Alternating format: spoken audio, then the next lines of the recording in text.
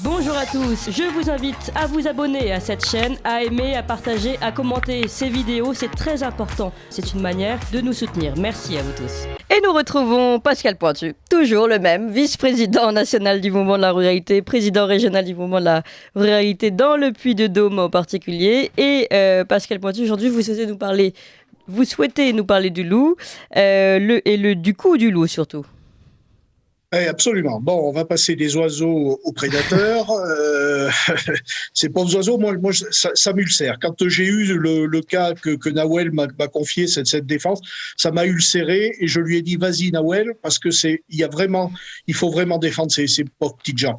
Bon, bref, voilà. Donc le loup, maintenant, on va passer à ce qu'on appelle, communément parlant, une escroquerie, une de plus encore, de la secte verte pastèque, comme d'habitude, qui, depuis 1991, le retour du loup en France, revenu avec ses petites pattes d'Italie, qui a traversé l'école alpin, qui est venu voir si ça allait beaucoup mieux en France qu'en Italie.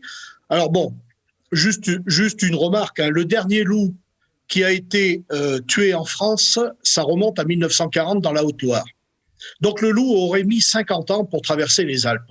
Quel effort, 50 ans, vous vous rendez compte?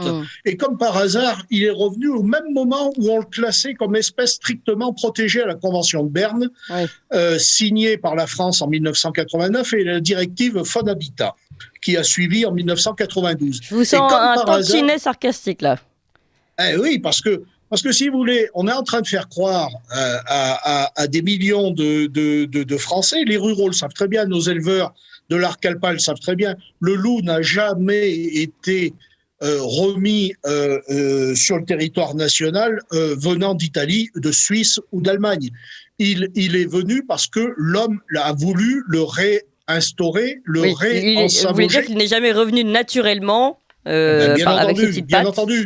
Bien entendu, puisque Brigitte Bardot, avec son ami Gérard Menatori, qui est feu Gérard Menatori, a, dès le moment où le loup a été classé strictement protégé, a racheté 90 loups polonais qui étaient menacés d'euthanasie parce qu'ils portaient préjudice aux éleveurs polonais, et les a réintroduits, comme par hasard, dans l'arc alpin, avec le parc du loup du Gévaudan, où aucun contrôle sur les parcs à loups en France n'a lieu actuellement. Il n'y a aucun loup qui est pucé, et on n'a aucun contrôle sur les naissances et les décès des loups, et on sait très bien que 97%, 98% des propriétaires de parcs à loups n'ont qu'un espoir, c'est de voir le loup se généraliser sur tout le territoire français. Bon, voilà. Bon, ceci étant dit, en 2004, nous consacrions 1 800 000 € pour l'indemnisation des éleveurs et pour la protection, pour se parer contre le loup. Donc les protections, ce sont les chiens patous, les kangals et les barrières électriques. Donc en 2004, nous étions à 1,8 million. En 2015, nous sommes à 21 millions. Mais attendez, financé par qui? Par le contribuable. C'est le contribuable qui finance, qui participe à la mise en place de clôture, aux patous, etc. Bien entendu, ça c'est de l'argent public, c'est de la dépense publique. Et en 2021, nous étions à 34 millions, et en 2022, on va dépasser les 36 millions. Ce qui fait que de 2004 à 2020, nous sommes passés, à 2021, nous sommes passés à un budget multiplié par 20. Rendez-vous compte que cet argent-là, c'est 36 millions, 38 millions, et ça continue d'augmenter d'année en année. Ces millions-là auraient certainement eu beaucoup plus d'intérêt pour défendre les commerces de proximité, pour défendre les services publics, l'éducation nationale ou autre chose en milieu rural. Oui, c'est sûr. Non, parce que le problème du loup, si vous voulez, sur la pyramide, c'est le dernier. Et il n'y a pas au-dessus de lui, le seul qui peut réguler, c'est l'homme. Mais comme il est strictement protégé, l'homme ne peut pas le réguler comme il voudrait. Alors, il y en a beaucoup qui disent oui, les chasseurs. Les chasseurs n'ont aucun droit de tirer le loup. Aucun droit. Il y a une seule brigade loup que Madame Pompili a tout fait pour la faire annuler, qui est par l'Office français de la biodiversité, anciennement l'ONCFS. Et cette brigade loup est constamment sur le fil du rasoir financièrement parce que ce sont des emplois jeunes. Et il n'y a eu qu'une seule brigade loup pour toute la France. Et cette brigade loup, il y a 12 ou 13 personnes, ce qui est extrêmement dérisoire. Bon, bien sûr. Nous avons derrière tout ça, nous avons le loup prédate chaque jour. Il y a 10 attaques de loups chaque jour et il y a 30 animaux par jour qui sont tués par le loup.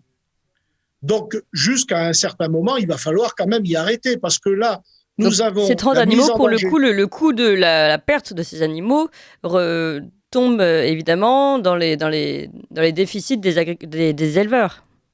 Oui, parce que l'indemnisation qui représente 10% environ des sommes versées et les 90%, ce sont les moyens de défense pour lutter contre le loup.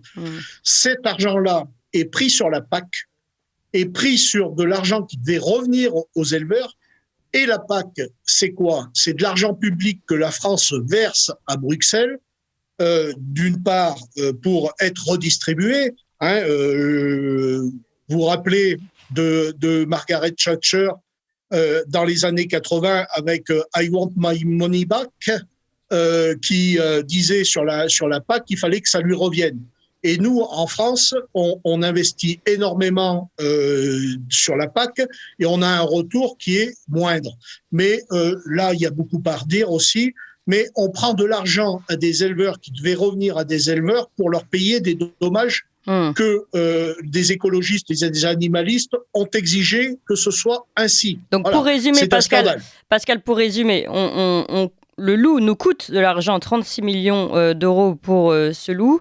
Plus les 30 animaux, c'est les 30 pertes d'animaux par jour qui coûtent évidemment d'abord des efforts vains et puis une absence de revenus pour ces éleveurs également. Donc double coût du loup.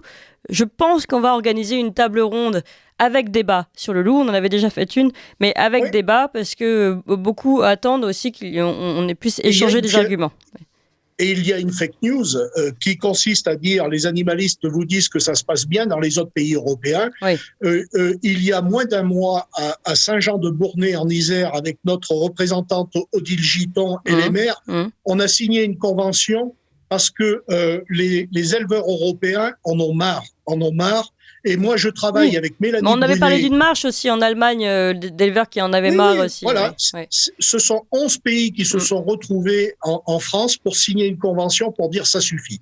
Maintenant, ça suffit. L'élevage extensif est en grande difficulté et on se retrouve avec le loup qui nous tue nos animaux, on ne peut plus vivre avec le loup. C'est bien compris, Pascal Pointu, et moi je promets à tous nos éditeurs qu'on organisera un débat sur le sujet à la rentrée maintenant. Pascal Pointu, je rappelle que vous êtes vice-président national du mouvement de la ruralité et président régional du mouvement de la ruralité dans le Puy-de-Dôme. Vous appréciez cette émission? Alors aidez Radio Courtoisie à en produire d'autres, en indépendance totale.